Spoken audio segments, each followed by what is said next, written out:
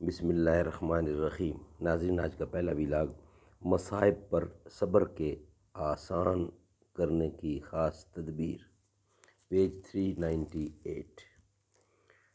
ناظرین، قرآن کریم کا ترجمہ، تشریح اور تفسیر آپ کی خدمت میں لا رہے ہیں۔ معارف القرآن جلد اول، سورۃ الفاتح سے لے کر سورۃ البقرہ، پارہ اول سے لے کر پارہ تیسرا، رکوع 8واں۔ رائٹر اس کتاب کے ہیں حضرت مولانا مفتی محمد شفیع صاحب رحمۃ اللہ علیہ، مفتی اعظم پاکستان۔ بسم اللہ الرحمن الرحیم۔ الحمد للہ وکفی وسلام علی عبادہ الذین اصطفیٰ۔ قال النبی صلی اللہ علیہ وسلم خیرکم من تعلم القرآن وعلمہ۔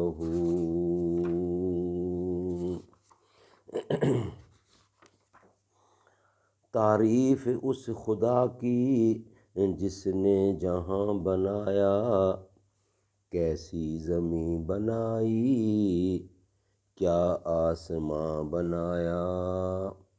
تعریف اس خدا کی جس نے جہاں بنایا، کیسی زمیں بنائی، کیا آسماں بنایا۔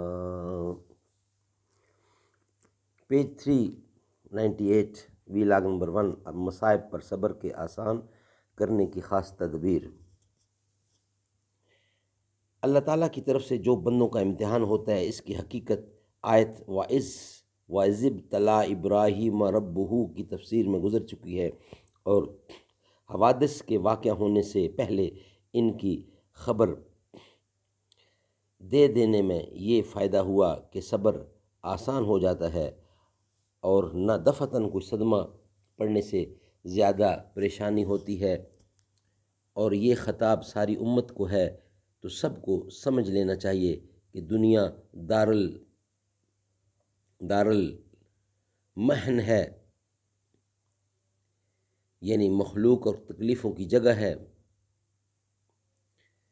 اس لیے یہاں کے حوادث کو عجیب اور بعید نہ سمجھا جائے، تو بے صبری نہ ہوگی۔ اور چونکہ یہ لوگ نفس عمل صبر میں سب مشترک ہیں، اس لیے اس کا صلہ مشترکہ تو عام رحمت ہے جو نفس صبر پر معود ہے، اور چونکہ مقدار اور شان اور خصوصیت ہر صبر کی جدا ہے، اس لیے ان خصوصیات کا صلہ جدا جدا خاص عنایتوں سے ہوگا جو ان خاص خصوصیات پر معود ہیں۔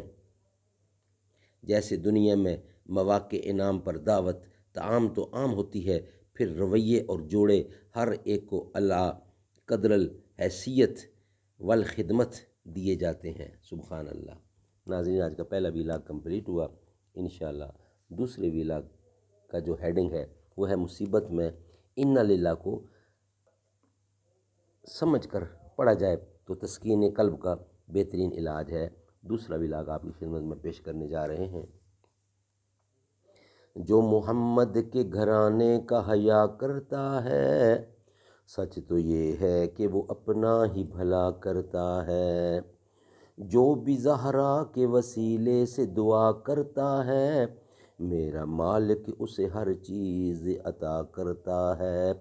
جب بھی حسنین کے نانا پہ میں پڑھتا ہوں درود، مشکلیں دور میرا خدا کرتا ہے۔